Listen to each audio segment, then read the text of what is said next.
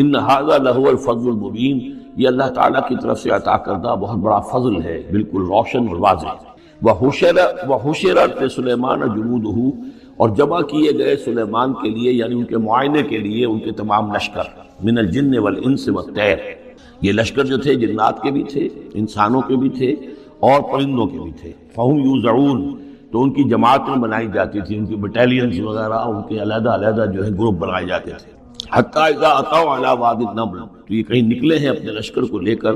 جب ان کا آنا ہوا پہنچنا ہوا ایک وادی پر کہ جہاں چیونٹیوں کی رہائش تھی، یعنی بہت سے بل تھے اور چیونٹیاں جو ہیں اس وادی میں کثرت سے تھیں۔ قال نملۃ، تو ایک چیونٹی نے کہا، یا ایھا النمل، اے چیونٹیوں، ادخلوا مساکنکم، اپنے اپنے بلوں میں گھس جاؤ، لا یحطمنکم سلیمان وجنودہ، ایسا نہ ہو کہ سلیمان اور اس کا لشکر تمہیں کچل کر رکھ دیں، وہم لا یشعرون، اور انہیں پتہ بھی نہ ہو، انہیں احساس بھی نہیں ہوگا کہ کتنی ننھی جانیں جو ہیں ان کے گھوڑوں تلے، ان کے سموں تلے یا ان کے قدموں تلے جو ہے وہ مسلی جا رہی۔ فتبسم ضاحکا من قولہا، اس کا یہ قول جو ہے حضرت سلیمان نے سن لیا اور سمجھ لیا تو اس پر متبسم ہوئے، ان کو چہرے پر مسکراہٹ آئی۔ وقال رب اوزعنی، اور یہ جو اللہ نے فضیلت عطا کی تھی کہ وہ ان جانوروں کی بولیوں کو بھی سمجھ رہے تھے، اس پر خاص طور پر ان کی زبان سے اللہ تعالیٰ کے حمد کا ترانہ جاری ہوا۔ وقال رب اوزعنی ان اشکر نعمتک التی انعمت علی وعلی والدی، اس نے کہا پروردگار مجھے اس کی توفیق دے کہ میں تیرا شکر، تیری اس نعمت کا شکر اور حق ادا کر سکوں کہ جو تو نے مجھ پر فرمائی ہے اور میرے والدین پر فرمائی۔ وَأَنْ أَعْمَلَ صَالِحًا تَرْضَاهُ، اور یہ کہ میں عمل کروں اچھے جن سے تو راضی ہو۔ وَأَدْخِلْنِي بِرَحْمَتِكَ فِي عِبَادِكَ الصَّالِحِينَ، اور مجھے داخل کیجو اپنی رحمت سے اپنے نیک بندوں میں۔ وَتَفَقَّدَ الطَّيْرَ، اور انہوں نے معائنہ کیا، انسپیکٹ کیا جو لشکر تھا ان کے جانوروں کا، وہ پرندوں کا۔ فقالی ما لیا لا اری الہدہد، ان کا کیا بات ہے مجھے ہدہد نظر نہیں آ رہا۔ ام کان من الغائبین، کیا وہ ایبسنٹ ہے، غیر حاضر ہے۔ لأعذبنہ، اور یہ غیر حاضری جو ہے اس پریڈ سے یہ تو بہت بڑا جرم ہے۔ لأعذبنہ عذابا شدیدا، میں اسے بہت شدید سزا دوں گا۔ او لأذبحنہ، یہاں تک بھی ہو سکتا ہے کہ میں اسے ذبح کر ڈالوں۔ او لیاتینی بسلطان مبین، یا پھر یہ کہ وہ میرے پاس کھلی سند لے کر آئے، کوئی واقعی عذر ہو، کوئی سبب ہو اس کے پاس کہ جس سے وہ جسٹیفائی کر سکے اپنی ایبسنس کو۔ فمکث غیر بعید، تو کو زیادہ دیر نہیں گزری۔ فقال احطت، تو وہ آ گیا، ہدہد پہنچ گیا۔ فقالت، اس نے کہا، احطت بما لم تحط به، مجھے ایک ایسی بات کی کا علم حاصل ہوا ہے جو اے حضرت سلیمان آپ کو حاصل نہیں ہے۔ وجئتک من سبأ بنبأ یقین، اور میں ایک قوم سبا کی طرف سے ایک بڑی یقینی خبر لے کر آیا ہوں، آپ کے پاس معلومات لے کر آیا ہوں جو بڑی یقینی ہے اور صحیح ہے۔ یہ قوم جو ہے یہ یمن میں رہتی تھی، سبا، قوم سبا کا مسکن تھا یمن میں، اور ان کی ایک اس ملکہ تھی بلقیس نامی۔ انی وجدت امرأۃ تملکہم، میں نے دیکھا ہے کہ ایک عورت ہے جو ان پر حکومت کر رہی ہے۔ وَأُوتِیَتْ مِن كُلِّ شَيْءٍ، اور اسے ہر شے دی گئی ہے، یعنی دنیا بھر کی نعمتیں اور ساز و سامان جو ہیں اس کے پاس جمع ہے۔ وَلَهَا عَرْشٌ عَظِيمٌ، اور اس کا جو تخت ہے وہ بہت عظیم ہے۔ وَجَدتُّهَا وَقَوْمَهَا يَسْجُدُونَ لِلشَّمْسِ، میں نے دیکھا اس کو اور اس کی قوم کو کہ وہ سجدہ کرتے ہیں سورج کو، من دون اللہ، اللہ کو چھوڑ کر۔ وَزَيَّنَ لَهُمُ الشَّيْطَانُ أَعْمَالَهُمْ، اور شیطان نے ان کے لیے ان کے اعمال کو مزین کر دیا ہے۔ فَصَدَّهُمْ عَنِ السَّبِيلِ، اور انہیں روک دیا ہے سیدھے راستے سے، صراط مستقیم سے، توحید کے راستے سے۔ فَهُمْ لَا يَهْتَدُونَ، تو وہ راہ نہیں پا رہے، بھٹک گئے ہیں۔ اللہ یسجدوا، یعنی وہ یہ راہ نہیں پا رہے، صحیح راستہ تک نہیں آ رہے۔ اللہ یسجدوا للہ، کہ نہ سجدہ کریں وہ، اللہ یسجدوا، اللہ یسجد اللہ، کہ وہ سجدہ نہیں کرتے ہیں اللہ کو۔ الذی یخرج الخبء فی السماوات والارض، جو نکالتا ہے ہر چھپی ہوئی چیز کو آسمانوں اور زمین کی۔ ویعلم ما تخفون وما تعلنون، اور وہ جانتا ہے جو کچھ کہ تم چھپاتے ہو اور جو کچھ کہ تم ظاہر کرتے ہو۔ اللہ لا الہ الا هو رب العرش العظیم، وہ اللہ کے جس کے سوا کوئی الہ نہیں اور جو بہت بڑے عرش کا مالک ہے۔ قال سننظر اصدقت ام كنت من الكاذبین، حضرت سلیمان نے فرمایا ان قریب ہم دیکھیں گے کہ تم سچی بات کہہ رہے ہو یا تم جھوٹے ہو، یعنی تم نے جھوٹ موٹ کا بہانہ بنایا اپنی غیر حاضری کے لیے، یا واقعتاً تم صحیح خبر لے کر آئے ہو۔ اذهب بکتابی ھذا، میرا یہ خط لے جاؤ، فالقہ الیہم، یہ وہاں ان کے اوپر جا کر ڈالاؤ۔ ثم تول عنہم، پھر ان سے ذرا ہٹ کر دیکھو، فانظر، ذرا اس سے پیچھ موڑ کر ایک طرف کو ہو کر وہاں منتظر رہو اور دیکھو، ماذا یرجعون، کہ وہ کیا جواب دیتے ہیں۔ قالت یا ایھا الملأ انی القی الی کتاب کریم، اب یہ خط لے گیا ہے ہدہد اور اس نے جا کر پھینک دیا ہے، وہ شاید ملکہ کی خاکگاہ میں پھینک دیا ہو۔ قالت یا ایھا الملأ، اب اس نے دربار اپنا منعقد کیا، اس نے کہا ہے میری قوم کے سردارو، انی القی الی کتاب کریم، یقیناً میری طرف ڈالا گیا ہے ایک خط جو بہت باعزت خط ہے، انہ من سلیمان، اور یہ خط آیا ہے سلیمان کی جانب سے، وانہ بسم اللہ الرحمن الرحیم، اور اس کا آغاز ہوا ہے بسم اللہ الرحمن الرحیم سے۔ یہ واحد مقام ہے قرآن مجید میں کہ جہاں یہ آیت بسم اللہ جو ہے سورتوں کے متن کے اندر واقع ہوئی ہے، باقی جو ہے سورتوں کے درمیان لکھی ہوئی ہے، اس میں اختلاف ہے کہ آیا انہیں شمار کیا جائے گا ہر مرتبہ قرآن کی آیت کی حیثیت سے یا نہیں۔ وَإِنَّهُ بسم اللہ الرحمن الرحیم اللہ تعالیٰ علیہ، کہ میرے خلاف سرکشی مت کرو، وَأْتُونِي مُسْلِمِينَ، اور حاضر ہو جاؤ میرے دربار میں اطاعت اور فرما برداری کے ساتھ، میری اطاعت اور فرما برداری اختیار کرو اور حاضر ہو جاؤ۔ قالت یا ایھا الملأ افتونی فی امری، اب اس نے کہا سردارو ذرا مجھے اس معاملے میں مشورہ دو، ما کنت قاطعۃ امرا حتی تشہدون، میرا یہی معاملہ رہا ہے کہ میں کسی معاملے میں فیصلہ نہیں کیا کرتی، کسی اقدام کا فیصلہ نہیں کرتی جب تک کہ آپ لوگ بھی موجود نہ ہوں اور آپ لوگوں سے مشورہ نہ ہو جائے۔ قالوا نحن اولو قوت و اولو باس شدید، انہوں نے کہا کہ ہم قوت والے ہیں، طاقت والے ہیں، اور ہم سخت لڑائی کی صلاحیت اور استعداد اور اسلحہ رکھنے والے ہیں، والامر الیک، لیکن یہ کہ فیصلے کا معاملہ آپ کے ہاتھ میں، آپ جو چاہیں فیصلہ کریں، فانظری ماذا تأمرین، تو اب آپ خود دیکھیے کہ آپ کی کیا رائے بنتی ہے اور آپ کا کیا مشورہ ہے۔ قالت ان الملوک اذا دخلوا قریۃ افسدوها، اس نے کہا اور بڑی عقل کی بات کی کہ دیکھو بادشاہوں کا یہ اسلوب ہے یا طریقہ ہے، دستور ہے کہ وہ جب کسی بستی کو، کسی شہر کو، کسی علاقے کو فتح کرتے ہیں، اس میں داخل ہوتے ہیں تو وہاں بہت سے فساد پیدا کرتے ہیں، اور جعلوا عزت اہلھا اذلہ، اور سب سے بڑی بات یہ کہ اس بستی یا اس قوم یا اس علاقے کی عزت والوں کو ذلیل کر دیتے۔ یہ ایک بہت اہم بات ہے جو اس نے کہی ہے۔ علامہ اقبال نے یہیں سے پھر وہ ایک نظم جو ہے اس کے لیے اس کو عنوان بنایا ہے، آ بتاؤں تجھ کو رمز آیا ان الملوک اذا دخلوا قریۃ، اسی آیت کے حوالے سے آ بتاؤں تجھ کو رمز آیا ان الملوک، سلطنت اقوام غالب کی ہے ایک جادوگری، خواب سے بیدار ہوتا ہے ذرا محکوم اگر، پھر سلا دیتی ہے اس کو حکمراں کی ساحری۔ لیکن اس میں یہ بات اہم ہے، جیسے کہ ہندوستان میں جب انگریز آیا ہے تو جو سب سے بڑا اس نے نقصان پہنچایا ہے خاص طور پر مسلمانوں کو، ہندوؤں کے معاملے میں یہ بات اس نے نہیں کی، اس لیے کہ ہندوؤں سے انہیں کوئی خوف نہیں تھا، اس لیے کہ ہندو پہلے بھی غلام تھے، جب انگریز یہاں آیا ہے تو ہندو مسلمانوں کے غلام تھے، وہ محکوم کے محکوم رہے، پہلے وہ مسلمانوں کے محکوم تھے، اب انگریزوں کے محکوم ہو گئے، تو ان کے لیے معاملہ چینج آف ماسٹرز کا تھا، یہ نہیں تھا کہ پہلے وہ حاکم ہو اور محکوم ہو گئے،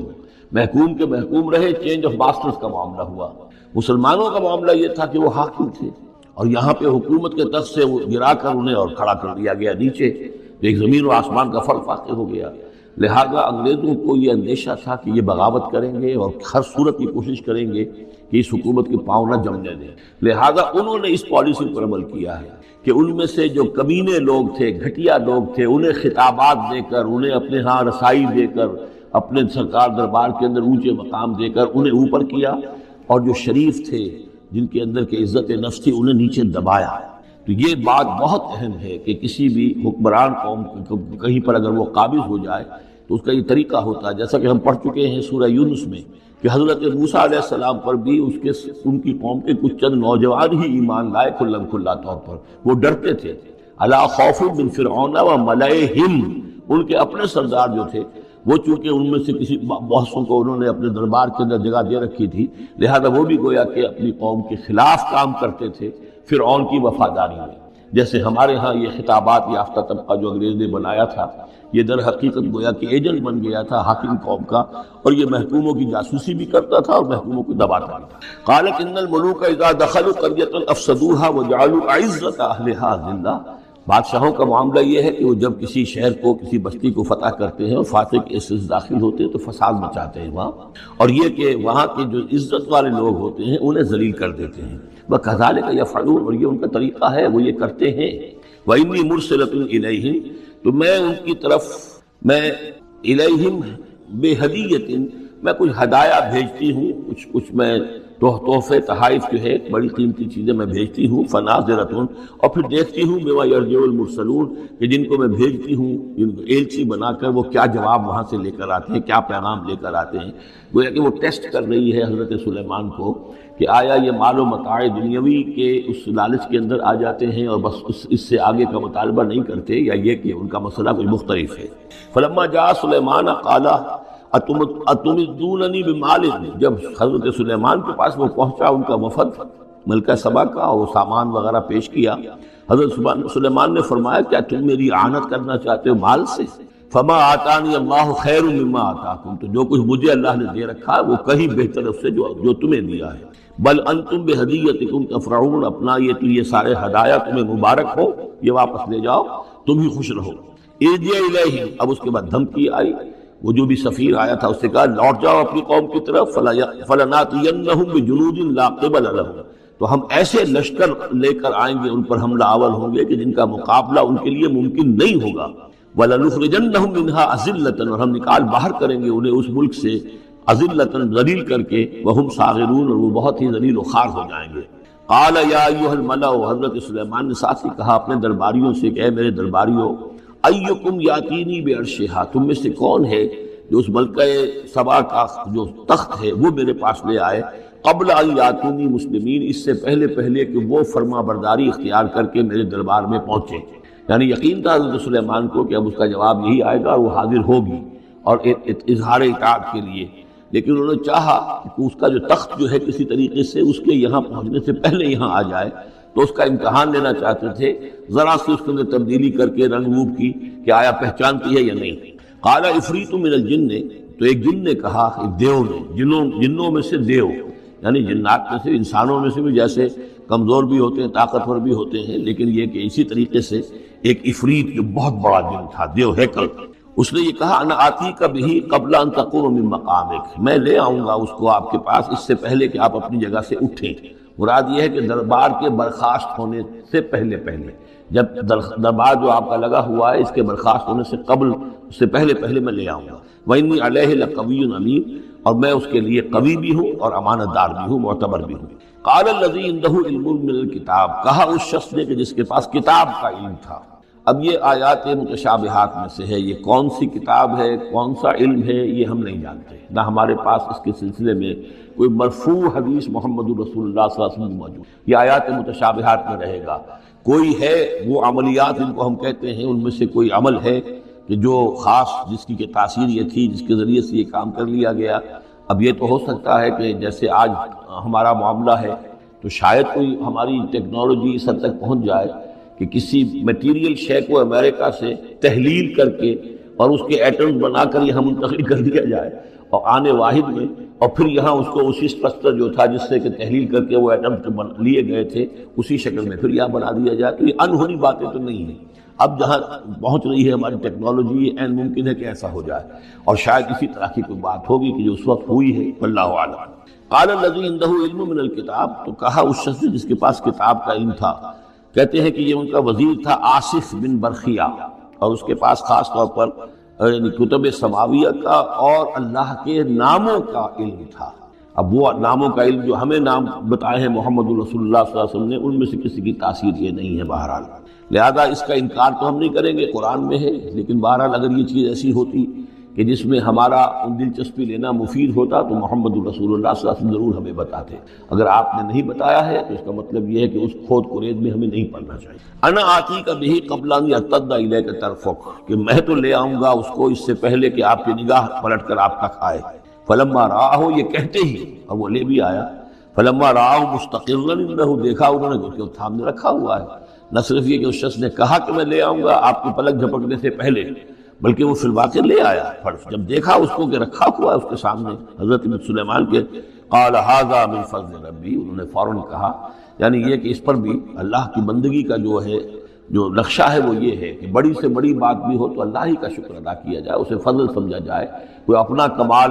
کہ میرا ایک وزیر بھی یہ کمال رکھتا ہے تو میں کتنا صاحب کمال ہو گیا، یہ نہیں۔ قال ھذا من فضل ربی، یہ میرے رب کا فضل ہے، لیبلونی اشکر ام اکفر، کہ وہ اللہ مجھے آزما رہا ہے کہ میں شکر کرتا ہوں یا کفران نعمت کرتا ہوں۔ ومن شکر فإنما یشکر لنفسہ، جو کوئی شکر کرتا ہے وہ اپنے بھلے کے لیے کرتا ہے۔ ومن کفر فإن ربی غنی کریم، اور جو کفران نعمت کی روش اختیار کرتا ہے تو میرا رب تو غنی ہے اور کریم ہے۔ قال نکروا لها عرشھا، حضرت سلیمان نے فرمایا کہ ذرا اس کا جو اس ملکہ بلقیس کا جو عرش ہے، اس کا جو تخت ہے، اسے ذرا اس کی حیت بدل دو تھوڑی سی، ننظر، ہم ذرا دیکھیں گے، تہتدی، کیا وہ پہچان لیتی ہے اس کو، ام تکون من الذین لا یہتدون، یا یہ کہ ان لوگوں میں سے ہوتی ہے کہ جو نہیں پہچان پاتے۔ فلما جاءت قیل اہٰکذا عرشک، جب وہ پہنچی دربار میں پیش ہوئی تو اس سے کہا گیا کیا اسی طرح کا ہے آپ کا عرش، اہٰکذا، یہ جو تخت یہاں رکھا ہوا ہے کوئی ایسا ہی تخت ہے آپ کا؟ قالت کانہ ہو، اس نے کہا نہیں، تو معلوم ہوتا ہے وہی ہے، یعنی اس نے پہچان لیا، مطلب ذہین عورت تھی۔ ویسے بھی اس کا جو قول تھا وہ بھی بڑی ذہانت پر مبنی تھا، ان الملوک اذا دخلوا قریۃ افسدوها وجعلوا عزت اہلها اذلہ،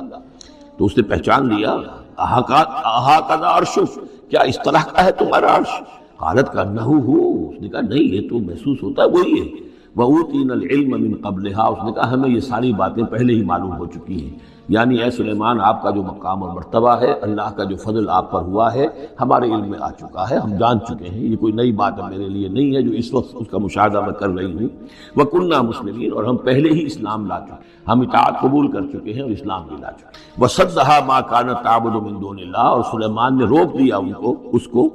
اس سے کہ جس کو وہ پوجتی تھی اللہ کے سوا۔ انہا کانت من قوم کافرین، یقیناً وہ کافروں کی قوم سے تھی۔ قیل لہ ادخلی الصرح، اور اس سے کہہ دیا گیا کہ اب محل میں داخل ہو جاؤ۔ فلما رأتہ حسبتہ لجۃ، جب وہ محل میں داخل ہونے لگی اسے یہ محسوس ہوا کہ شاید پانی ہے۔ فکشفت عن ساقیہا، تو اس نے اپنے ذرا جو بھی شلوار یا جو بھی اس کا لباس تھا اسے اٹھایا اوپر کو اور اس سے پنڈلیاں کھولی۔ وکشفت، اس نے کھول دی اپنی پنڈلیاں۔ قال انہ صرح ممرد من قواریر، حضرت سلیمان نے فرمایا یہ پانی نہیں ہے، یہ محل ایسا ہے کہ جس میں شیشے جڑے ہوئے ہیں۔ وہ شیشے میں جو عکس پڑ رہا تھا وہ سمجھی کہ یہ پانی ہے، پانی میں عکس پڑ رہا ہے، لہذا وہ اس میں سے پانی میں سے وہ گزرنا پڑے گا، وہ پانی نہیں تھا، شیشہ تھا۔ یہ تو بلکہ شیشہ ہے، محل ہے ایسا جس کے اندر کے شیشے جڑے ہوئے ہیں۔ قالت رب انی ظلمت نفسی، یہاں گویا کہ اسے اور احساس کرا دیا کہ تمہارے تو حاشیہ خیال میں بھی وہ نعمتیں نہیں ہو سکتی جو اللہ تعالیٰ نے مجھے دے رکھی ہیں۔ قالت رب انی ظلمت نفسی، تب اس نے کہا پروردگار میں نے اپنی جان پر ظلم کیا۔ واسلمت مع سلیمان للہ رب العالمین، اور میں تو اسلام لے آئی اور میں نے سر تسلیم خم کیا اور اطاعت اختیار کی سلیمان کے ساتھ، اس اللہ کا اسلام لے آئی، اللہ کی اطاعت قبول کی جو تمام جہانوں کا پروردگار ہے۔ یہ گویا کہ قصص النبیین کا ایک حصہ ہے اس سورہ مبارکہ کا۔ وَلَقَدْ أَرْسَلْنَا إِلَىٰ ثَمُودَ أَخَاهُمْ صَالِحًا، اور ہم نے بھیجا تھا سمود کی طرف ان کے بھائی صالح کو، أَنِ اعْبُدُوا اللَّهَ فَإِذَا هُمْ فَرِيقَانِ يَخْتَصِمُونَ، کہ تم اللہ کی بندگی کرو تو وہ قوم جو ہے دو گروہوں میں تقسیم ہو گئی جو آپس میں جھگڑنے لگے۔ قَالَ يَا قَوْمِ لِمَ تَسْتَعْجِلُونَ بِالسَّيِّئَةِ، انہوں نے کہا کہ اے میری قوم کے لوگوں کیوں برائی کی جلدی مچاتے ہو، قبل الحسنہ، بھلائی سے پہلے، یہ جو کہہ رہے ہو کہ لے آؤ عذاب، اس کی جلدی نہ مچاؤ۔ لولا تستغفرون اللہ لعلکم ترحمون، کیوں نہیں تم اللہ کا استغفار کرتے، معافی چاہتے اللہ سے تاکہ اللہ تم پر رحم کرے۔ قالوا طیرنا بک وبمن معک، انہوں نے کہا کہ ہم تو کچھ محسوس ہو رہا ہے کہ نحوست ہے اے صالح تمہاری بھی، اور تمہارے ساتھ جو ایمان لائے ہیں ان کی ہے، ان کی نحوست کا ہمیں خوف ہے کہ ہم پر کوئی برائی آئے گی۔ قال طائرکم عند اللہ، انہوں نے کہا تمہاری نحوست یا تمہاری بدقسمتی جو بھی ہے وہ سب اللہ کے اختیار میں ہے۔ بل انتم قوم تفتنون، بلکہ تم ایک ایسی قوم ہو جو بچلائے جا رہے ہو، بھٹکائے جا رہے ہو۔ وکان فی المدینۃ 9 رہط، اور اس شہر میں 9 سردار تھے بڑے بڑے، یفسدون فی الارض ولا یصلحون، وہ زمین میں فساد مچاتے تھے، اصلاح نہیں کرتے تھے۔ قالوا تقاسموا باللہ، تو کہا انہوں نے آپس میں قسمیں کھاؤ اللہ کی، یعنی آپس میں حلف اٹھا رہے ہیں۔ وہی معاملہ جو میں پہلے بھی عرض کر چکا ہوں کہ جو حضرت شعیب سے کہا تھا ان کی قوم نے، لولا رہتک لرجمناک، اگر آپ کا یہ خاندان نہ ہوتا تو ہم کبھی آپ کو قتل کر چکے ہوتے اور ہم آپ کو سنسار کر چکے ہوتے۔ یہاں بھی معاملہ یہ تھا کہ حضرت صالح کے خلاف کوئی اقدام کریں یا ان کے حکم کے خلاف کوئی کام کریں تو انہیں اندیشہ یہ تھا کہ یہ ان کی جمعیت پوری یا ان کا خاندان جو ہے پھر اس کے ساتھ جو ہے لڑائی نہ ہو جائے، تو انہوں نے یہ کہا کہ اب مل جل کر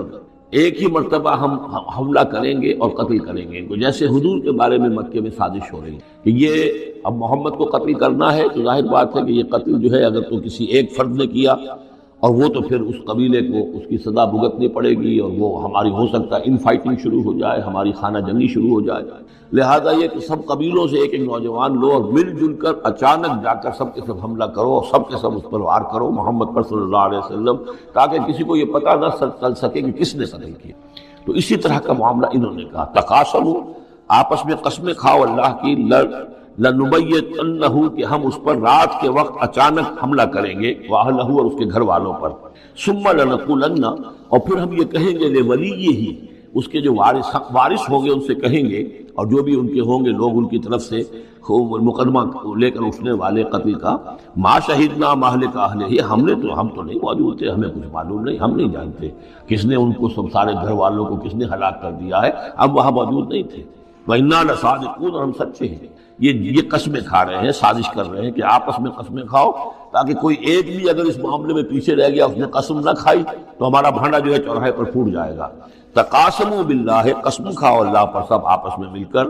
لنبیتنہ، کہ ہم اس کے اوپر حملہ آور ہوں گے رات کے وقت، واہلہ، اور اس کے گھر والوں پر، ثم لنقولن، اور پھر ہم یہ کہیں گے لولیہ ما شہدنا مہلک اہلہ وإنا لصادقون، ومکروا مکرا ومکرنا مکرا، انہوں نے اپنی سی سازش کی، اپنی سی تدبیر کی، اپنا سا پلان بنایا، اور ہم نے اپنا پلان بنایا، وہ مکرنا مکرن وہم لا یشعرون، پتہ بھی نہیں تھا۔ فانظر کیف کان عاقبۃ مکرہم، تو دیکھ لو کیا انجام ہوا ان کی چالوں کا۔ انا دمرناہم وقومہم اجمعین، ہم نے ان سب 9 کے 9 سرداروں کو اور ان کی قوم کو ہلاک کر ڈالا، اور سب کے اوپر جو عذاب الہی آ گیا۔ فتلک بیوتہم خاویۃ، تو یہ ان کے گھر پڑے ہوئے ہیں کہ جو ڈھے ہوئے ہیں، بما ظلموا، بسبب ظلم کے کہ جو انہوں نے کیا۔ ان فی ذلک لآیۃ لقوم یعلمون، یقیناً اس میں نشانی ہے ان لوگوں کے لیے جو علم رکھتے ہیں۔ وانجینا الذین آمنوا وکانوا یتقون، ہم نے نجات دی ان لوگوں کو جو ایمان لائے تھے اور جنہوں نے تقویٰ کی روش اختیار کی تھی۔ ولوطا، اور ہم نے بھیجا تھا لوط کو، اذ قال لقومہ، جبکہ انہوں نے کہا تھا اپنی قوم سے، اتاتون الفاحشۃ وانتم تبصرون، کیا تم دیکھتے ہوئے فحش کا حرکت کا ارتکاب کرتے ہو؟ یعنی یہ بھی معلوم ہوتا ہے کہ ان کے ہاں یہ مسئلہ اس درجے گندگی کو پہنچ گیا تھا کہ علی الاعلان، حضرت کے بعد پھر حضرت یعقوب کو عقب کہتے، پیچھے آنے والا یعقوب، اس لیے ان کا نام پڑ گیا ہے کہ یہ پچھلا ہے۔ جو پہلا تھا وہ عیسو تھا، عیسو کے بارے میں کچھ معلوم نہیں، ان کی اولاد وغیرہ کدھر گئی، 12 وہ ایک علیحدہ بحث ہے۔ تو اسی طریقے سے یہ سورہ کہف جو ہے گویا کہ سورہ بنی اسرائیل کی ایڑیاں پکڑے ہوئے قرآن مجید میں وارد ہو رہی ہے۔ اس میں آپ دیکھیے الحمدللہ الذی انزل علی عبدہ، وہی اللہ تعالیٰ نے اللہ کے اپنے رسول کی جو نسبت ہے اس کو عبد کے نمایاں کیا ہے۔ کتاب نازل کی ولم یجعل لہ عوجا، اور اس نے کوئی کجی نہیں رکھی، قیما، سیدھی، ٹھیک روشن مبین، لینذر باسا شدیدا۔ اب یہ ہے لفظ جو بہت زیادہ غور کرنے کے قابل ہے۔ اس کتاب کے حضور پر نزول کے مقاصد میں سے ایک یہ بھی ہے، خبردار کر دیں ایک بہت بڑی آفت سے۔ ویسے باسن جب واحد آتا ہے تو عام طور پر اس کے معنی جنگ ہوتے ہیں، جب جمع میں آتا ہے تو سختی، مصیبت، بھوک، فاقہ، یہ سارے بأسا۔ آیت الدل میں بھی ہم نے پڑھا والصابرین فی البأساء والضراء وحین البأس۔ بأسا جب جمع میں آیا ہے تو فقر و فاقہ، تکلیف، مصیبت، اور حین الباس جنگ کے وقت۔ تو ان دونوں کو ذہن میں رکھیے، بہت بڑی آفت ایک تو ہے دجالی فتنے کی، دجال المسیح الدجال جو آنے والا ہے، جس کے بارے میں حدیث میں آتا ہے کہ کوئی نبی اور رسول ایسا نہیں گزرا جس نے اپنی قوم کو دجال کے فتنے سے آگاہ نہ کیا، اور پوری انسانی تاریخ میں دجال کے فتنے سے بڑا کوئی فتنہ، اور وہ ہر بندہ مومن کے امتحان کے لیے کڑا ترین جو ہے مرحلہ آ جائے گا، سخت ترین امتحان اس کا لیا جائے گا۔ تو یہ جو سختی ہے اس کی خبر دیتے ہوئے یہ سورہ مبارکہ نازل ہو رہی ہے، اور خاص طور پر اسے باسن اگر جنگ کے معنی میں لے تو الملحمۃ العظمیٰ، کتاب الملاحم، جو کہ آپ دیکھیں گے احادیث کی کتابوں میں پورا باب ہے کتاب الملاحم، اور اس کا تعلق بھی دجال کے ساتھ ہے، کیونکہ پھر دجال ہی کو قتل کریں گے حضرت مسیح علیہ السلام نازل ہو کر۔ تو یہ سارا مسئلہ جو ہے اس کی خبر دینے کے لیے قیما لینذر باسا شدیدا من لدنہ، گویا کہ یہ جو احادیث کی کتابوں میں آپ کو حدیث کے ابواب ملتے ہیں، چاہے وہ کتاب الفتن ہو اور چاہے وہ کتاب جو ہے آثار قیامہ ہے، اس طرح کے جتنے بھی ہیں، اور کتاب الملاحم ہے، یہ گویا کہ اس کی شرح ہے، لِيُنذِرَ بَأْسًا شَدِيدًا مِّن لَّدُنْهُ، اور یہ ہوگا بھی خاص اللہ کی طرف، یہ آزمائش بھی، یہ دجال کا فتنہ بھی، یہ بہت بڑی جنگ بھی، جس کو آرمگڈون کہتے ہیں، کرسچین جو ٹریڈیشن ہے اس میں اس کے لیے لفظ ہے آرمگڈون، ایک بہت بڑی جنگ ہوگی۔ ڈکشنری میں بھی آپ دیکھیں گے کہ خیر اور شر کی قوتوں کے درمیان اس دنیا کے خاتمے سے پہلے ایک بہت بڑی جنگ ہو رہی ہے جس کا نام آرمگڈون ہے۔ لِيُنذِرَ بَأْسًا شَدِيدًا مِّن لَّدُنْهُ وَيُبَشِّرَ الْمُؤْمِنِينَ الَّذِينَ يَعْمَلُونَ الصَّالِحَاتِ، اور تاکہ بشارت دیں وہ ان اہل ایمان کو جو نیک عمل کرتے ہوں، أَنَّ لَهُمْ أَجْرًا حَسَنًا، کہ ان کے لیے ہوگا بہت اچھا بدلہ، مَاكِثِينَ فِيهِ أَبَدًا، اور وہ اس میں رہیں گے ہمیشہ ہمیشہ۔ یہ جو دجالی فتنہ ہے اس کے ساتھ ایک خاص مناسبت ہے سورہ مبارکہ کی۔ احادیث میں آتا ہے کہ دجالی فتنے کے اثرات سے بچنے کے لیے اس سورہ مبارکہ سے ذہنی اور قلبی رشتہ مفید ہے، اس کی تلاوت کرتے رہنا، خاص طور پر جمعے کے روز پوری سورہ کہف، ورنہ یہ کہ کم سے کم اس کی ابتدائی اور آخری آیات ان کی بڑی اہمیت ہے۔ دجالی فتنہ اصل میں کیا ہے سمجھ لیجئے کہ ایک تو ہے دجالی فتنہ بالعموم، دجل کہتے ہیں فریب، جیسے کہ کوئی نبی نہیں ہے، وہ اس نے فریبی لبادہ اوڑھ لیا، نبوت کا دعویٰ کر رہا ہے، وہ دجال ہے۔ تو اس طرح کی تو حضور نے فرمایا ہے کہ 30 دجال پیدا ہوں گے، انہی میں سے ایک ہمارے زمانے کے اندر جو ہے یہ غلام احمد قادیانی بھی تھا، وہ دجال تھا جس نے کہ اعلان کیا کہ میں نبی ہوں جبکہ وہ نبی نہیں تھا، تو فریبی بنا ہوا جس نے کہ ملمہ اپنے اوپر چڑھایا ہوا ہے۔ اسی طریقے سے دجالی فتنہ یہ جو ہے اس پوری دنیا میں اس وقت جو فتنہ ہے وہ یہ ہے کہ مادہ پرستی کا اتنا غلبہ ہو چکا ہے ذہنوں کے اوپر، افکار کے اوپر، لوگوں کے نظریات کے اوپر، لوگوں کی اخلاق کے اوپر، لوگوں کے اقدار جو ہیں، ویلیوز جو ہیں اس کے اوپر، کہ وہ آخرت کو بالکل بھول گئے، اللہ کو بھول گئے، اسباب کے اندر گم ہے، مسبب الاسباب سے ظہور ہو گیا، دنیا ہی دنیا ہے، آخرت کو بھولے ہوئے، مادہ ہی مادہ ہے، روح سے کوئی سروکار ہی نہیں۔ یہ ہے بالعموم جس کا نام دجالی فتنہ ہے کہ حقیقت کے اوپر پردہ پڑا ہوا ہے، آخرت پر دنیا کا پردہ پڑا ہوا ہے۔ یہ دنیا جو ہے در حقیقت کیا ہے، وَمَا الْحَيَاةُ الدُّنْيَا إِلَّا مَتَاعُ الْغُرُورِ، یہ دھوکے کا سامان ہے۔ اصل زندگی کو اس نے ڈھانپا ہوا ہے، ہم نے یہ سمجھ لیا کہ زندگی یہی ہے، اسی کے لیے بھاگ دوڑ محنت صبح و شام، اسی کے مستقبل کی فکر ہے، لیکن اصل زندگی اس کی کوئی فکر ہی نہیں۔ باقی ایک دجال جو ہے جو آئے گا وہ معاملہ احادیث کے اندر بھی بڑی طوالت کے ساتھ ہے، اور اس میں کافی پیچیدگیاں بھی ہیں، بعض چیزیں جو ہے ایک دوسرے سے کچھ مختلف بھی ہیں، اس میں پھر اہل علم کو بہرحال مطابقت پیدا کرنی پڑتی ہے۔ میں نے جہاں تک اپنی کوشش کی ایک رائے تک میں پہنچا ہوں، لیکن ابھی میں اسے بیان نہیں کر رہا ہوں۔ بہرحال دجالی فتنے کی خبریں موجود ہیں بہت شدت کے ساتھ، اور اس صورت کا پڑھنا جو ہے اس میں بہت مفید ہے۔ اس صورت کے مضامین کا دجالی فتنہ بالعموم سے کیا تعلق ہے وہ تو اس ہم دورہ ترجمہ دوران کے اس کے دوران بھی آپ کو معلوم ہو جائے گا، لیکن اس کے جو خاص بڑے مباحث ہیں، خاص طور پر یہ کہ ایک ہمارے بہت بڑے عالم گزرے ہندوستان میں اس صدی کے آغاز میں، مولانا مناظر حسن گیلانی، انہوں نے اس میں باقاعدہ کتاب لکھی ہے، آپ کو مل جائے گی بازار میں بھی، اصحاب کہف کے جو کا معاملہ سورہ کہف کے مباحث ہیں ان کے۔ میں نے اس کو اپنی ایک تقریر کے اندر کسی خطاب جمعہ میں سورہ کہف کے مضامین کا خلاصہ بیان کیا تھا، جس کا عنوان ہے دنیا کی حقیقت۔ ظاہر بات ہے تفاصیل زیادہ جو ہے وہ میرے لیے ممکن نہیں ہے کہ اس دورہ ترجمہ کے دوران بیان کر سکیں۔ وَيُنذِرَ الَّذِينَ قَالُوا اتَّخَذَ اللَّهُ وَلَدًا، اور خبردار کر دے ان لوگوں کو جنہوں نے کہا کہ اللہ نے بیٹا بنایا۔ یہ ساری دجالیت جو ہے اس کی جڑ کیا ہے؟ مسیحیت، جو موجودہ مسیحیت ہے، جو حقیقت میں مسیحیت نہیں ہے، پالزم، جس کی بنیاد تثلیث پر ہے کہ اللہ کا بیٹا بنا دیا حضرت مسیح علیہ السلام کو، اور انہیں کفارہ بنا دیا تمام جو بھی مان لے ان کو ان کے گناہوں کا، بیشتری معافی ہے ان کے گناہوں کی جو حضرت مسیح پر ایمان لے آیا۔ اور نمبر 3 شریعت ساخت کر دی، اور نمبر 4 سارا اختیار جو ہے وہ پوپ کے ہاتھ میں دے دیا گیا کہ تم جو چاہو جس چیز کو چاہو حلال کرو، جس چیز کو چاہو حرام کر دو۔ ان چیزوں نے مل کر نفس مذہب کو اس قدر قابل نفرت سے بنا دیا کہ یورپ کے عوام کے اندر مذہب کے خلاف شدید نفرت پیدا ہو۔ چنانچہ اس کے بعد جب مسلمانوں کے زیر اثر وہاں پر علم پھیلا ہے، ہسپانیہ کی یونیورسٹیوں سے علوم اور فنون جو ہیں یہ فرانس اور اٹلی اور جرمنی کے نوجوان آتے تھے، اور وہاں آ کر وہ قرطبہ اور غرناطہ اور طریقلہ کی یونیورسٹیوں سے پڑھ کر جاتے تھے، تو ان کے زیر اثر جو ایک ریفارمیشن شروع ہوئی، اصلاح مذہب، اور ایک رینائسنس تحریک احیاء العلوم، وہ جو اصل تو تحریک تھی اس بات کی کہ انسان علم کی طرف دوبارہ رجوع کرے، لیکن یہ کہ وہ علم جب آگے بڑھا ہے تو وہاں پہ عیسائیت کے خلاف جو رد عمل تھا اس کی وجہ سے اس میں مذہب کی دشمنی جو ہے اس تحریک کے اندر خود بخود شامل ہو گئی. تو مذہب سے بیزاری، روحانیت کا انکار، آخرت سے بالکل بے پرواہی اور اس کا بھی انکار، اور خدا ہے یا نہیں ہے اس سے کوئی سروکار نہیں، یہ جو اس تہذیب کے اصل میں اثرات بنے ہیں سارے، یہ اسی غلطیوں کا یہ اثرات ہیں، نتائج ہیں کہ جو عیسائی مذہب کے اندر جو یہ تحریفات کر کے جو غلطیاں کی گئی. اس کو یہاں کہا گیا ہے کہ ان لوگوں نے کہ جنہوں نے یہ عقیدہ ایجاد کیا، ما لہم بہ من علم، ان کے پاس اس کے لیے کوئی علمی سند نہیں ہے، ولا لآبائہم، نہ ان کے آباء و اجداد کے پاس کوئی سند تھی. کبرت کلمۃ تخرج من افواہہم، بہت بڑی بات ہے جو ان کے منہ سے نکل رہی ہے، بہت بڑی گستاخی ہے جو یہ اللہ تعالیٰ کی شان میں کر رہے ہیں. ان یقولون الا کذبا، یہ نہیں کہہ رہے مگر جھوٹ، سراسر سیدھا سفید جھوٹ بول